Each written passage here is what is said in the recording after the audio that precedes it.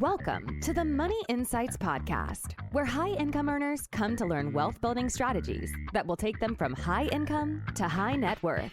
With your hosts, financial and wealth-building experts, Christian Allen and Rod Zabriskie. Welcome into another episode of the Money Insights Podcast, the alternative wealth-building podcast for high-income earners. My name's Christian Allen. I'm here with my co-host, who we all know lovingly as Rodney the Pod Zabriskie. Rod, what is up? Hey, I am doing great. I love this time of year, by the way. I thought you were going to say you love the topic. Oh, I mean, I was going to get there too, but okay, we're gonna leave people hanging for a second on the topic because it's a little bit of a doozy. Actually, I say that, and anyone that's listening is probably already knows the topic. Okay, before we get into it, really quick, the next live webinar we're going to be doing October 12th, 11 a.m. Mountain Time, from owner to investor, how to plan, prepare, and profit. I love it. Man, that's a good title. I like it. I'm excited to do that one, Rod. So that's you and me, right? Yep. Okay, awesome. Today's podcast episode is inspired by an article that I read. And is actually inspired just by a title that I saw that was titled, "What If You Die?" And I thought, what if I die? Yeah.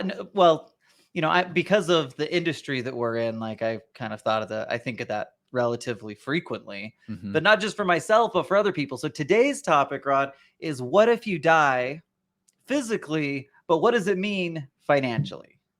Okay. So let's be really clear. We're not going to get into the health side of this. We're going to stay in our own lane. We're going to stay in the money and business lane. And we're going to talk about what happens if you, and you know what I'm thinking about as I'm saying this, Rod, it's not really a what if you die. It's when you die. That's what I thought. You're like, what if I do? That would be wild. I think it's fun to have the if in there. It feels a little better, right? A little bit. You're like, gosh, what if I do? I probably never will, but what if I do? It's a possibility. Yeah. Okay. Well, anyway, today we're going to talk about what if you die, what happens financially, and really what are the things you need to be thinking about from a financial perspective if something were to happen to you, let's say prematurely, right? Yeah. Let's say we're not talking, and really, as I'm saying that, it really doesn't matter when you die. We're going to talk about the things to be thinking about to prepare and be ready for when that time comes, whether it comes at an unexpected early situation or whether it comes when we're 98 years old, or if you're listening to Buck's podcast, his new one, and now you're going to be 128. Yeah. But I read a funny article the other day how Japan has now been given the Guinness World Record for the most people above 100 who are still working. Still working? I thought you were going to say most people just above 100. But yes, you're saying... actually they get both. So they get both. Okay. But then it was making that does make sense of the people who are still working. I didn't know there were any people over 100 that are still working. Yeah, and it gave an example of a pharmacist who comes is there like 7 of them, or is it like many? A lot. Surprising. Wow. Yeah. Okay. Surprising. Well, props to Japan, Rod. Did I tell you? I probably told you this. My bonus daughter Addie has an obsession with Japan. Oh, and everything anime, Japan, especially. Yeah. Which reminds me, I need to connect you to. You can talk to her a little bit about Japanese culture. Cool. Okay. Yeah, so today, Rod, what if you die? Let's get into it. Here's the thing. This is one of those topics that people don't like to talk about. And I'm no different. I hate talking about death. I don't like thinking about it. I want to live as long and healthy and happy of a life as possible. I think most people feel that way. Yeah.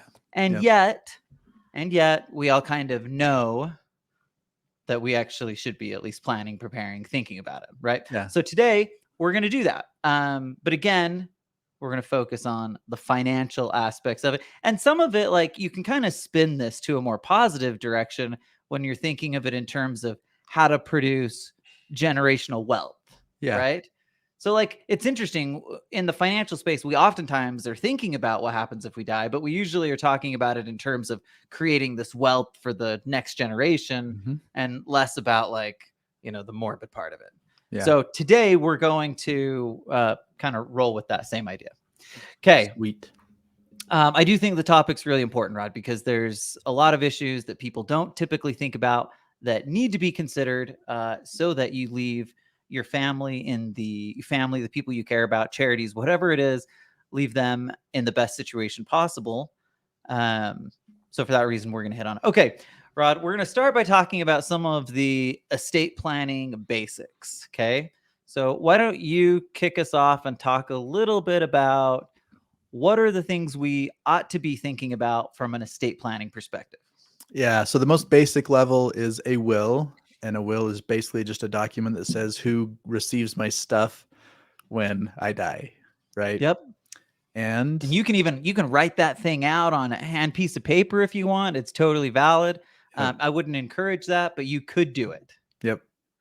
Will's very simple. What was interesting to me is we're going to talk about trusts next, but even when you do a trust, you still have a will that's just kind of like held inside of the trust. So that part of that, or that terminology as it relates to who gets your stuff, who gets whatever when you pass, that's your will.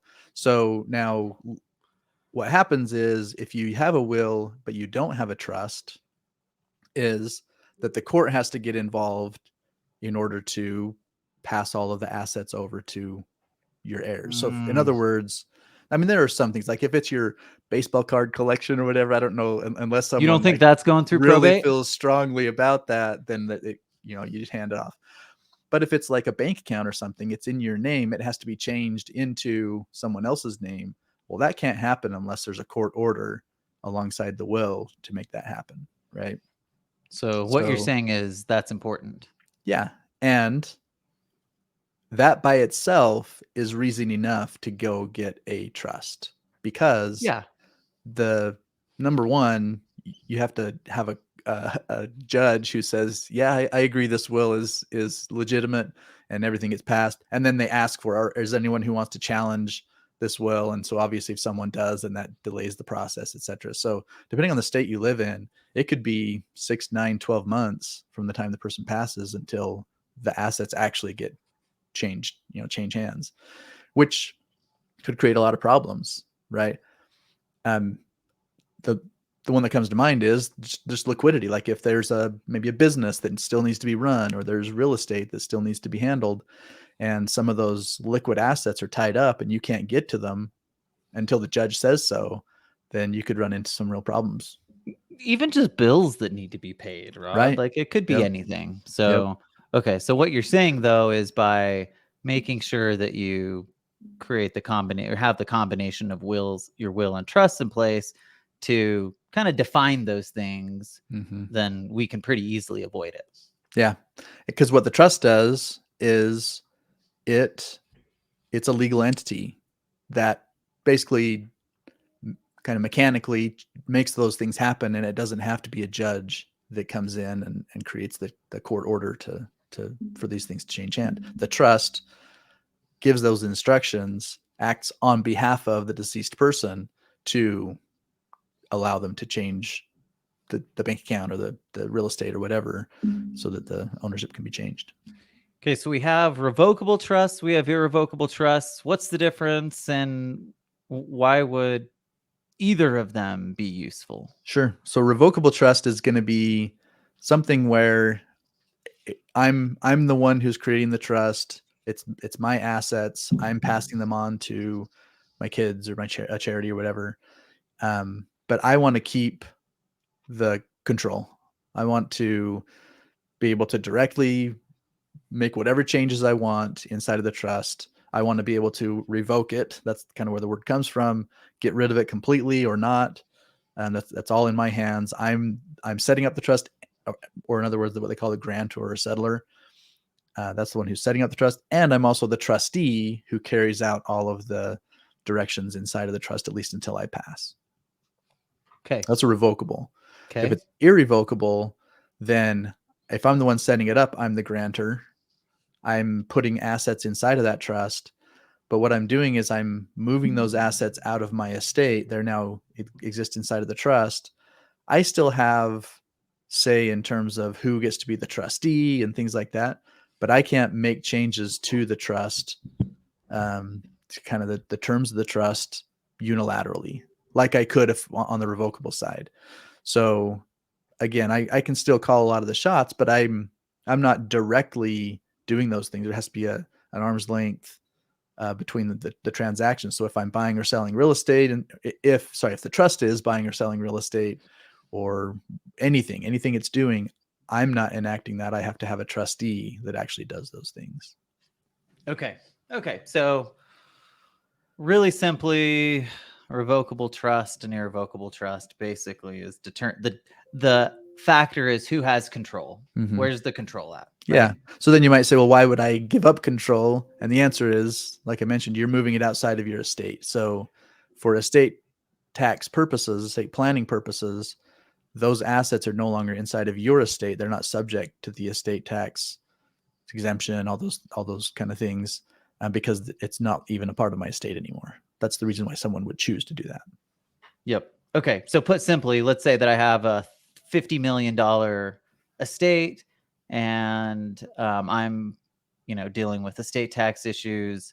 I want to pass money on, pass maybe assets on. I could move that completely out of my estate. And obviously by doing that, it avoids having to deal with that massive estate tax, which is a big thing. Okay. Rod, why is it important to have a power of attorney when we're talking about estate planning? Yeah, because not only after we've passed, but even while we're still living, if there are reasons why we can't make decisions, either because of an accident or dementia or some of these things that just your capacity to think and make decisions is not there, you want to have people who can make those decisions on your behalf. Okay. So the three basics inside of your estate planning, inside of your estate plan, should be your will, trust, and power of attorney. At least those kind of core three things, right? Yep. And depending on your situation, the extent of it, the sophistication, all those things, there might be a lot of stuff going on, but that's kind of like the core. If that's not in place, really, from my perspective, even if you're young, healthy, and it just doesn't matter. Mm-hmm. Early in life, especially if you're someone that's a high income earner making money, there's reason to go out and at least take care of kind of that basic estate planning.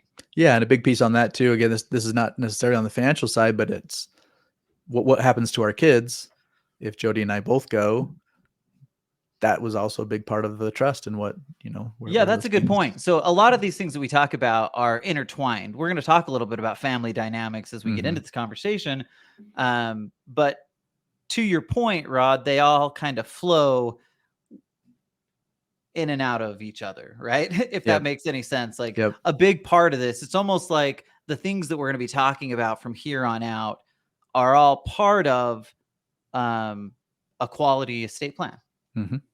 Okay, Rod, we're going to talk about, here's the things we're going to hit on. We're going to hit on life insurance for just a minute. We're not going to spend a lot of time on it, but we're going to talk about life insurance and why it's valuable, useful especially for high income, high net worth people. We're going to talk about wealth transfer, talk about business succession. If you're a business owner, what that looks like.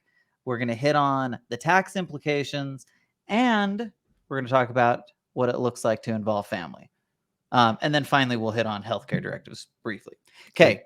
That's kind of the rest of our show, Rod. Let's jump into life insurance. This is your favorite topic. Yeah. So we talk about it a lot. I want to talk about life insurance, but I don't want to talk about it in terms of like, hey, how does the investment optimizer strategy work? Or how does capital? We're not going to talk about it in that form. We're really going to talk about it inside of the context of kind of the core basic estate planning, the what if you die, right? Now, here's the nice thing. Those strategies that we use can 100% be multi-purposed to do both the investing, both the income production, and create the death benefit that I need. So like that's happening. But again, for these purposes, we're going to focus on that need for life insurance as a death benefit and inside of kind of that broad-based estate plan. So why don't you kick us off and just kind of hit on the basics of life insurance as a part of that? Sure. Yeah. So the first piece to hit on is we have term insurance versus permanent insurance. And term Give us a 30 to 40 minute rundown of the term versus perm, would you, Rod? Yeah, that sounds good. How about I turn it 30, 40 seconds? Okay, 30, 40 seconds. Good idea. Everybody knows what term and permanent insurance is. Yeah. So yeah, we probably don't need to get into it. Yeah, you're either picking the time frame and it's 10, 20, 30 years and then it's going to go away, or it lasts the rest of your life no matter how long you live. Okay, but Rod, why are either of them important? Why is term important? Why would I buy term insurance? I'm probably never going to die it's never going to pay out anyway. That is probably true. You think that, and the insurance company thinks that, so that's why the premiums are so small. So that's why it's okay. That's fair. But can I just tell you, my dad was 49, and he his term insurance 100% paid out. So very often, it's not about the type of life insurance; it's about having the insurance that takes care of your family. And that's why, like when we have chances to talk to people about life insurance, and specifically, most of our conversations are around how to enhance investing, and they're around more, sophisticated financial planning strategies. But Rod, I like to think that we're also paying attention to like the actual need for life insurance that might exist, right?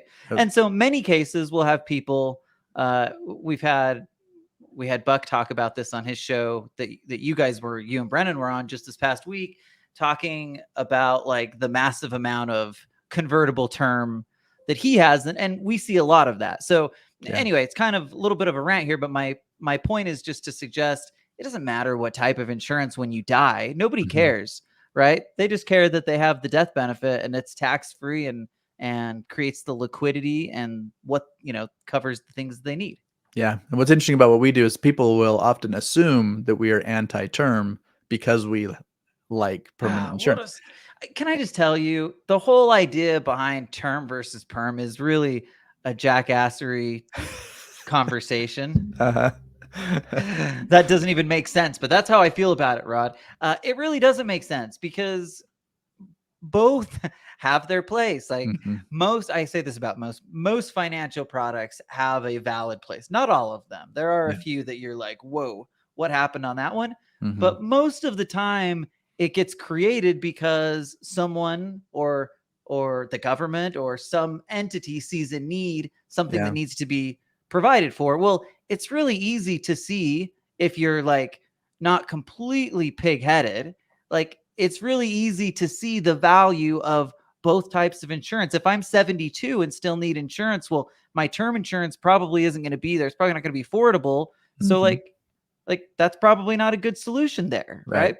Anyway, sorry for the, Yeah, but I think that really hits on the point, and that is you pick the type of insurance, whether it's the term or the perm, based on what you're trying to accomplish. And if it is a short-term need because of a loan or because of, during my high working years, I want a little more income replacement than what my other permanent insurance may provide, then term insurance is absolutely good. And you and I both have term, et cetera. But then with permanent insurance, if you want it to be more longer term, longer than 10 years, 20 years, whatever, you want to have some death benefit that pays out when you die, permanent insurance, that's what you have to go with. So, and if you want to enhance your investing, and if you want to use premium finance and use it for the more sophisticated strategies, if you want it to play a prominent role in your wealth transfer, all those reasons are good reasons to use permanent life insurance. And it's also still important to design those the right way. I should always say that. Okay, so life insurance has an important role in estate planning in the sense that it's probably the most effective asset to pass on from generation to generation, right? Like even real estate's amazing. I can get the step up in basis when I put it, but it's not suddenly liquid. Right. So I still have this great asset, but what's kind of unique and incredible about life insurance is that it's suddenly a liquid asset that can be used to do anything I need to. And so it's kind of like a Swiss Army knife from a wealth transfer perspective. And we could get into dozens of like sophisticated and specific strategies that are used inside the life insurance space for wealth transfer. But today we're just going to leave it at life insurance is a valuable piece of estate planning. Is that fair? That's fair. Okay, Rod, jump into the wealth transfer section of our conversation. Yeah, this is Well, hopefully it's happening in the most efficient way possible, right? So wealth transfer just means you're transferring money from your generation to the next generation, or to charities, or somewhere that's not you. And so a lot of that can happen while you're living. So that's what we're going to focus on here primarily, and that gets into things like gifting. So you may hear a lot of people who will say, well, I have a strategy in place where I transfer, or I have some sort of gift set up where 10,000 a year or 20,000 a year goes to my kids, and in various forms. And that can happen even while they're minors. They can't go directly to them. You have to get these custodial accounts to allow you to do that. But it can happen. Even if you have minors, you can start doing that as soon as you feel like you're ready. And if you're under that annual gift exclusion limit, which is about $15,000 per person. So for a couple, a lot of people will do up to 30. And as long as you're under that, then you make the transfer. There's no reporting that has to happen to the IRS. You don't have to fill out the gift tax form on your return. If you go above that, then you have to start doing those things. Or if you're making transfers into an irrevocable trust or something, again, it's considered a gift. But if it's larger than that number, then it starts to go against your lifetime exclusion. Okay, Rod, I don't want to get into like too much of the nitty gritty, but the lifetime exclusion, maybe just hit on what that is. And yeah, because a lot of times when we say like, okay, we're gifting, but suddenly people think that, oh, when I'm gifting, I'm paying taxes. It's not that. Gotcha. It's just that it's being counted against the exclusion that we always and automatically get. Good. Yeah. So I mentioned if you're under that 15 or 30 per couple, then there's nothing that has to happen, no reporting. If you're above that and you're filling out that gift form on your return, then what they're doing is counting it against your lifetime exclusion. So what that means is, for estate tax purposes, if your estate is above a certain amount when you pass away, then you have to pay estate taxes, right? And so people start thinking, well, what if I just get rid of it before I die? And the IRS is great, but here are the parameters under which you do that. If it's above this annual gift exclusion, then you have to count it toward the lifetime. And right now it's like 25 million for a couple. Here in a couple of years, I think the end of 25 it goes and is cut in half. So it would be basically 12, 13 for a couple, or 6, 7 for an individual. So it's changing. The landscape is changing, and probably will continue to change. Yeah. So Rod, if it goes against my exclusion, is that exclusion the same as the $25 million number? The same as the estate tax number? Yes. Yep. So when you're thinking about it, the two are pretty much like they're intertwined in the sense that I have this. Well, again, I guess it's the exclusion. I don't have to pay estate taxes up to my, 25 million if we're a couple, of course. Once that happens, so if I end up gifting more than that, it just will reduce that 25 million down, so that when I die, maybe it's if I've used $5 million of my exclusion, that means that I could give 20 million at death, and basically that's the math behind it. Yep, exactly. Okay, Rod. So there's a lot of ways that people can wealth transfer, right? A lot of it gets into charitable things, but we talk about life insurance. We talk about using trust. And by the way, like, can I just say, this was probably 12, 13 years ago. I was kind of getting into, I ran across a prospective client who had a net worth of around $50 million. I was probably 24. So it was probably 16 years ago. Okay.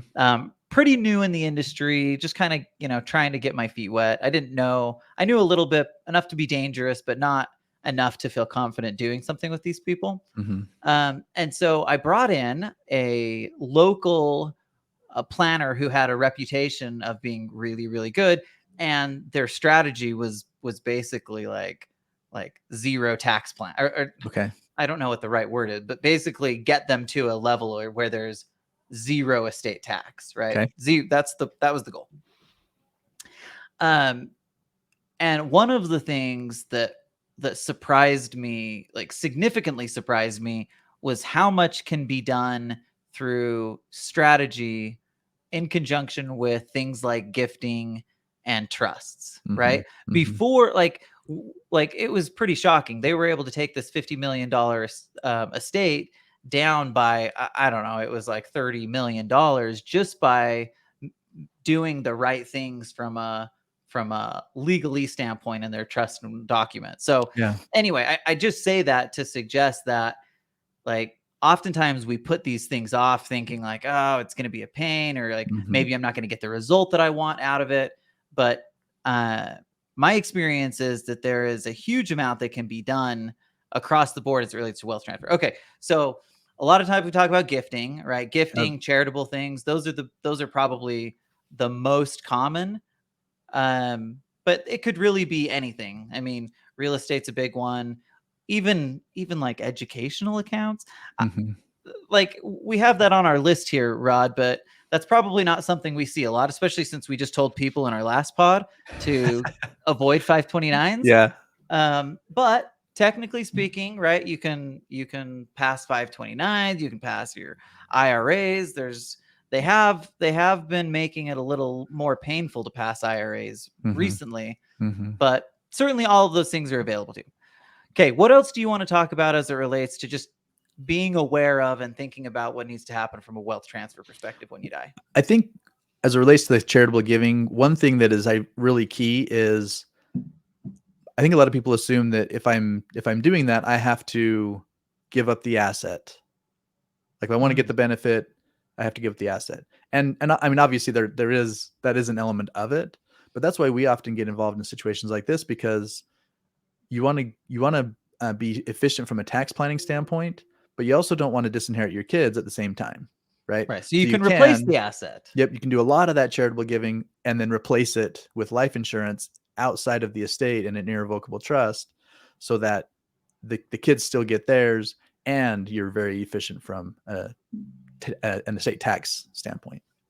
Another thing that people often wrongly assume, Rod, is that you have to be wealthy in order to even mess with this stuff. And the reality is that you really don't, right? Like if you're making a good income, it's probably time to at least start doing the basics of these things. Yeah. Again, like I think the whole goal for today is to like, it's a little scary, a little morbid, but to think like, okay, what would I need to make sure is in order if I were to die from a financial perspective, right? Like, and that's really the reason for each of these kind of pieces that we're talking about. Is what we're suggesting is, if we're you, and we are us, Rod. So we are us. If we're us, this is exactly what we're thinking about as we're going into the, having, no one likes to think about death, Rod. Nobody, but we're just gonna persevere and be responsible. We're gonna be responsible to. Okay, so the next section, Rod, is if you have a business. We're gonna talk about business succession planning, and many of you here are business owners. Many of the people that we talk to. So this is one of those things that it probably takes an additional layer of planning and execution if you want to get it right. And as we've talked about, this is oftentimes where people get it wrong, and then businesses can't move from generation to generation just simply because it falls apart in that first attempt, trying to go even from like parents to children, right? Yeah. So anyway, give us kind of your thoughts on business succession and some of the specific things we should be thinking about as it relates to business succession if we die. Yeah. So if you own a business, especially if you have partners in the business, and it's not just a concern of whether you pass away, it's a concern of whether any of you pass away. I was actually talking to a client the other day they were bringing on a new partner. And so he wanted to meet and talk about getting some BuySell Insurance in place. And he said, this is really important because I actually had this happen. He had a partner who passed away, and they had, what a lot of people don't know is the buy-sell agreement is usually included in the structure of the formation of your business, whether it's an LLC or corporation, whatever. There's likely language in there that says the surviving partners are required to buy out the family of the partner who passed. And gratefully, he said, they had the insurance in place because their business would not have survived. Like they would have had to basically cannibalize the company to buy out the partner. And because they had the insurance in place, everything was good. Yeah, that's a big, I mean, it's a huge success story, right? And I say success, it's a sad story. Obviously anytime someone dies, but it's nice to hear people doing the right kind of planning so that the family didn't have to suffer, and neither did the partners, the business, and their families. So it's a big deal. That's a good example. Rod, talk about from a business succession standpoint. Yeah. This is another one of those things that we hit on it a couple of weeks ago as well. We did the kind of the business succession podcast.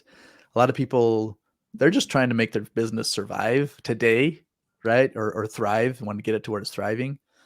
And so, what's going to happen after that isn't necessarily as much on their mind, but I'm telling you right now, think about that. What is going to happen to your business, whether it be when you die or when you retire or when you're just ready to sell or whatever. It's worth thinking about these things now because it can just become a huge mess later on if you're not thinking about things early. Yeah, I totally agree. And we've seen it, right? We've seen like you've seen family issues come into play, right? What's really sad is if you have like a family business and there's like, let's say it's a successful family business and it's not clear how that family business is going to go to the next generation, and you have families fighting and tearing people apart. Like, man, that's just horrible. You have one child who's working in the business, one or two others who are not working in the business, but they're like, I should get something out of that, and the person in it is thinking, well, I've done all the work. Like it's just a mess. So for sure. I agree with you, Rod.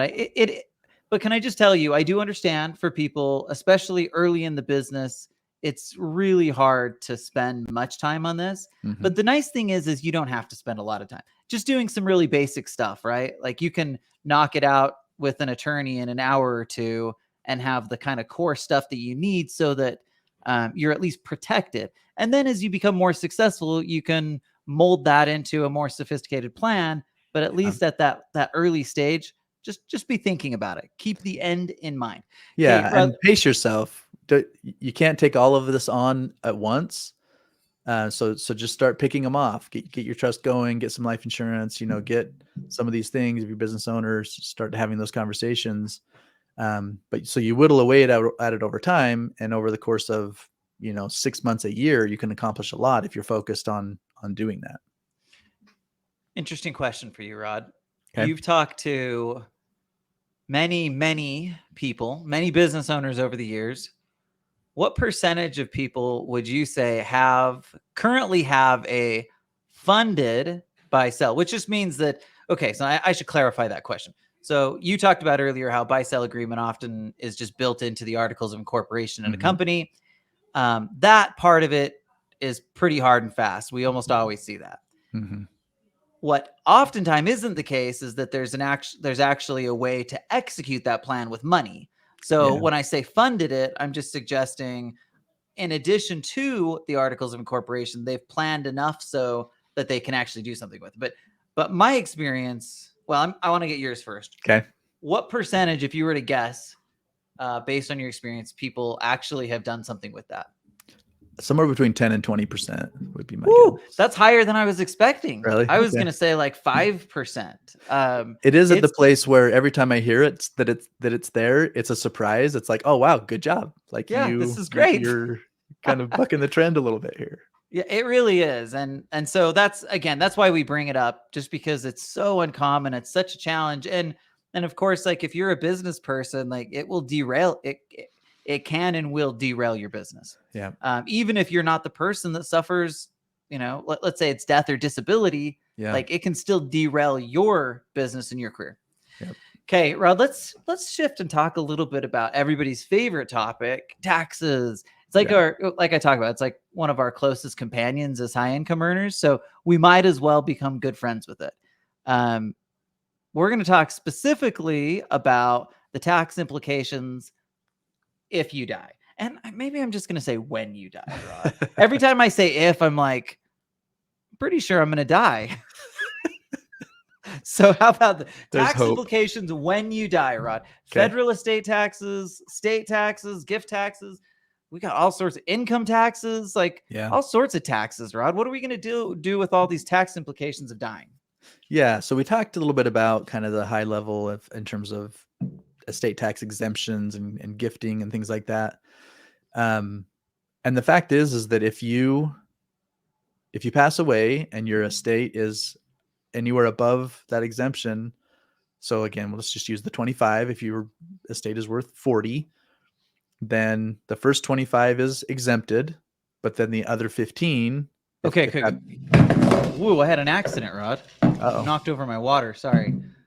So, but I just got that excited when you said that. I was like, whoa, this is just like spurred something. But now I've forgotten what it is. So keep going. Okay. So this example, the 40 million, the remaining 15 that is above the exemption, that is subject to the estate tax, which at a federal level is 40%. Okay. I remember what I was going to say, Rod. Okay. You emphasize this, but I want to re-emphasize this because we're talking about this. You're giving the example of 25 million, but like it's set to dramatically decrease. Right. Right.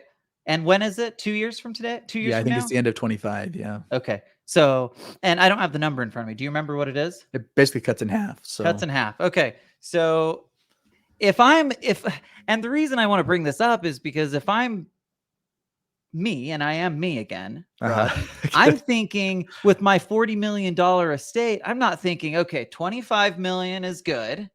That's not the way I'm thinking about that. I'm probably going to be thinking like, I don't know, maybe 5 to 10 million. Like that's probably a more realistic view of what that could look like. Now, obviously we don't know. What's wild, Rod? I have seen the estate tax limit be anywhere between like 1.2 million per person, or maybe it was 1.5, but really low, all the way up to now where it's like 12 and a half. It's there was absolutely one year nuts. There was 1 year where it was right. limitless. That's right. There was a few lucky wealth people. Yeah, that's right. Yeah. I was thinking, who was it that was really wealthy that died that year? Well, George Steinbrenner was one of them, sounds like. Yep. Okay, it's been all over the map, but my point again is just to emphasize, I probably wouldn't be thinking about it as a $25 million number. I'd probably bring that down in my mind. I do bring that down in my mind and plan as if it's going to be a more moderate number based on historicals. Okay. Agreed. Okay. So we talk about federal estate taxes. Talk a little bit about what state taxes look like and why that's important. Yeah. There are several states out there where, in addition to the federal tax, it doesn't reduce what you pay on the federal. You have to pay extra at the state level. And a lot of the states, the exemption is a lot lower.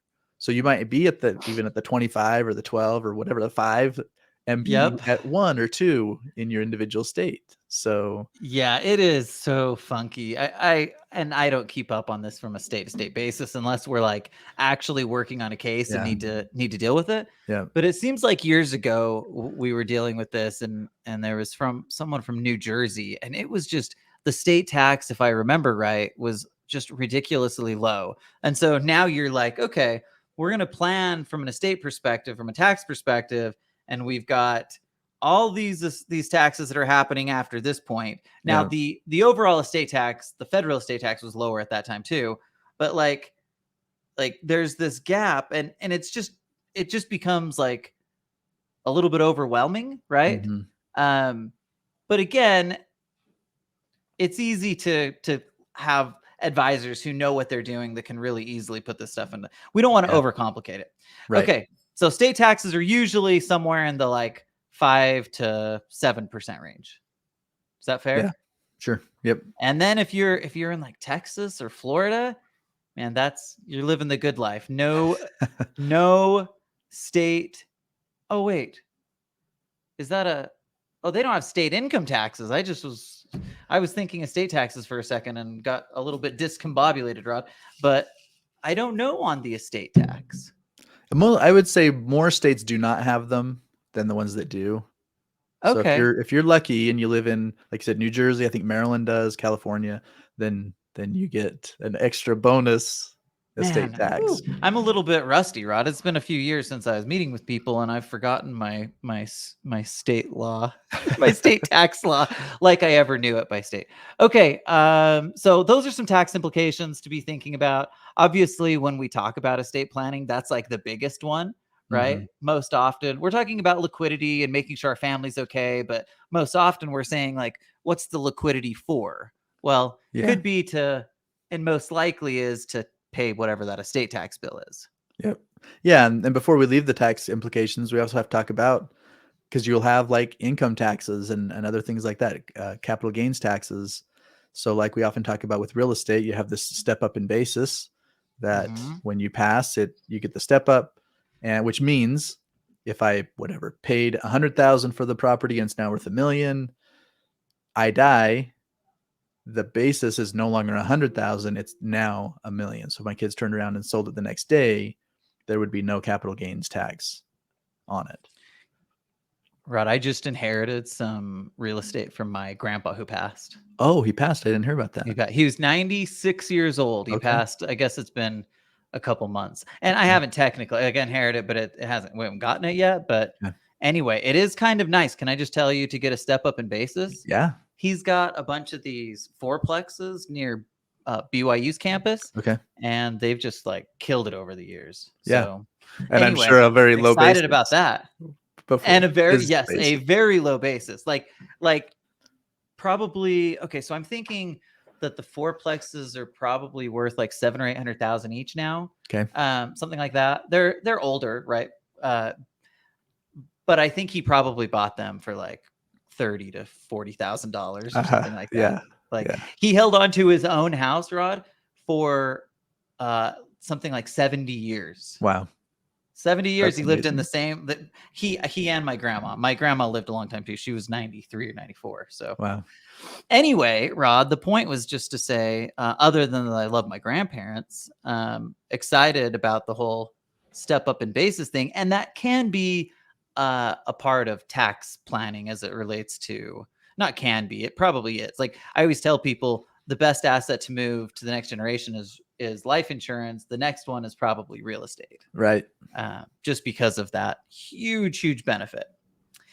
Okay. Taxes. Rod, let's finish off by talking about the touchy-feely stuff. Yeah. Okay. This is the stuff that we don't usually get into as much, but that is every bit as important. And we see challenges, problems, but we also see wins too. So talk to us about the importance of involving the family in planning related to not if I die, but when.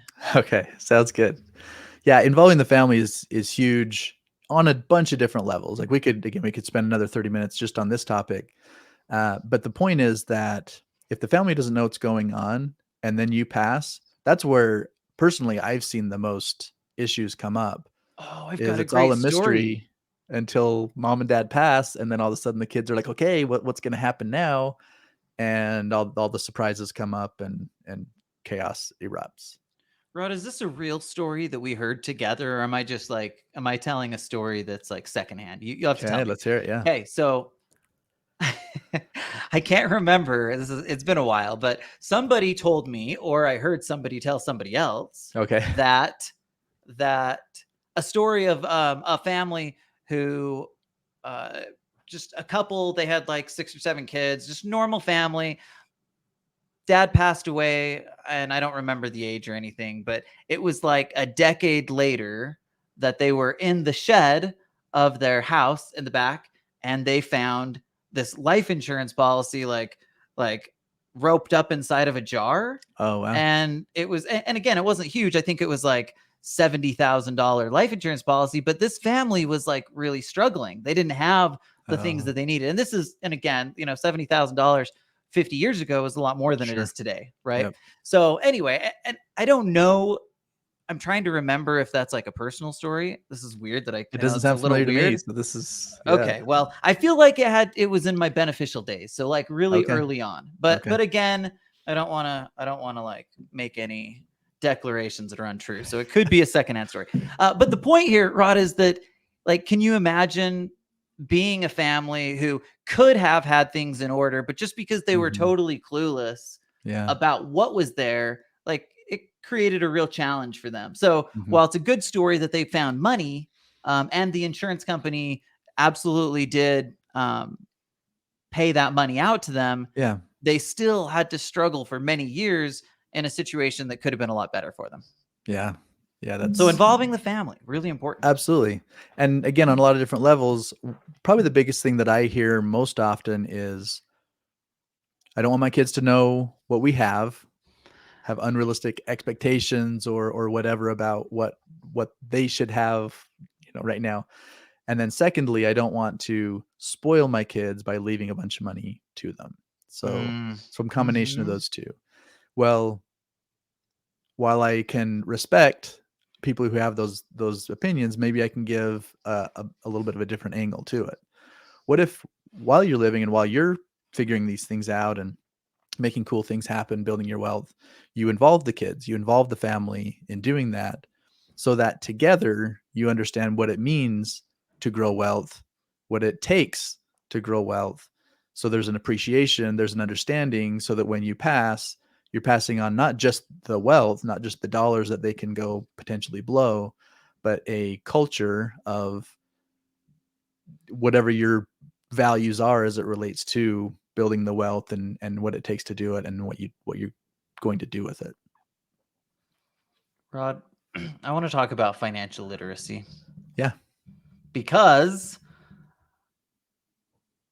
along with like the communication element inside of a family, there's, I think, okay, let's put it this way. Sometimes what you'll see is like, let's just say theoretically, we've got a client that's a wealth building physician. They really love investing, done really well, but maybe they've got kids that just have very little interest in that type of thing. Maybe they're researchers and they want to be focused on science, right? Yeah. And like building wealth isn't really part of their milieu even. Yeah. But here's the thing that I think it can be a problem sometimes is not having like the core financial literacy to be able to deal in that world, even if it's not like your hobby or you're interested, right? So you don't have to be someone that spends a lot of time in the financial markets and world all the time in order to be at least literate. And as parents, we can do a lot of it. Like we can help a lot. We can help by making sure at an earlier age, we talk about it's kind of cheesy, but like we can make we can start using the cash flow. Dang it. What's it? Cash flow kids. Is that what it's called? Yeah. Cash flow We for can kids. use the cash flow kids. And anyway, we can start doing these things at an earlier age, start talking about money. Can I just tell you, in my family, that is not how it worked. It was a little bit more like hush hush. And the reason, again, was because my dad's dad was that way. And so he was a little bit that way, less than his dad. But I've kind of bucked that trend entirely and just try to be as open and forthright, while still like one of the things that I think is important, especially if you're a high income earner, you're a wealth builder and you're involving your kids, like make sure that there's gratitude inside of that, right? Like that's built into the equation, right? So it doesn't have to just be like, hey, I'm telling you all the money you're getting. It can be like, hey, how can we work together to use this to do more good in the world? Yeah. And that's kind of the way I look at it. Agreed. Okay, Rod. So finally, I want to make sure we don't miss this. Finish this off by talking about the importance of having a healthcare directive. Yeah, we kind of talked about this a little bit with the power of attorney, but essentially you've given someone the ability to make decisions. What the healthcare directive is you're giving them instructions on what you want to have happen, right? And there are a lot of different elements of this, like organ donor type of thing. But even while you're like end of life care, do you DNR? Do you want all those them things to keep you going, or at a certain level, do you want to just say, hey, pull the plug and let me go? Man, Rod, way to end on a high note. All right, let's pull the plug on this one. Should we? I'm just kidding. A healthcare directive, obviously healthcare directives are important, and really each piece. Okay. So like you said, a healthcare directive basically just defines, directs what you want to have done at the end of life. And I can just, from my thought is that I would much rather have that than be in a. I'm trying to like put into words like this vision I have of an end of life situation where I'm like being resuscitated and I'm like, there's no life for me to live. Like that doesn't sound great. Yeah. So take care of that. And the reason it exists is because the people you love, they want you to stay around, and it's your opportunity to tell them, hey, either yes, like everything you can do, keep me around, or no, let's just accept it and move You know on. what I was thinking, Rod? Let's finish this off by getting into a heated conversation around euthanasia. Should we? Definitely. Okay. Quick review here. Some things to be thinking about for when you die. I know, exciting topic. Yep. Number 1, we want to be thinking about estate planning basics, wills, trust, power of attorney. Life insurance is important. We don't care which kind. Just make sure that you have the kind that pays out when you die. Wealth transfer, gifting strategies, charitable stuff. Those are important. If you've got a business, don't leave your business to chance. Make sure that your family is taken care of by doing some basic planning there. Don't forget tax implications. And finally, Rod, make sure to involve the family so that the transition from one generation to the next is happening as smooth as possible. Is there anything you want to add to it? No. Okay. I think it was fun, Rod. Thanks for painting through What If You Die with me. Yep. And thanks for everybody for listening. We will see you next week. Thank you for listening to the Money Insights Podcast. To learn more about the financial and business strategies discussed in this show, please visit moneyinsights.net. The views and opinions expressed on the Money Insights Podcast are not intended to be individual financial, tax, or legal advice. Always consult with the appropriate advisor before making financial decisions. And if you're enjoying the show, please feel free to rate, subscribe, and leave a review wherever you listen to your podcasts. This will help others find the show and learn wealth-building strategies for themselves. Thanks again for tuning in, and we'll catch you in the next episode.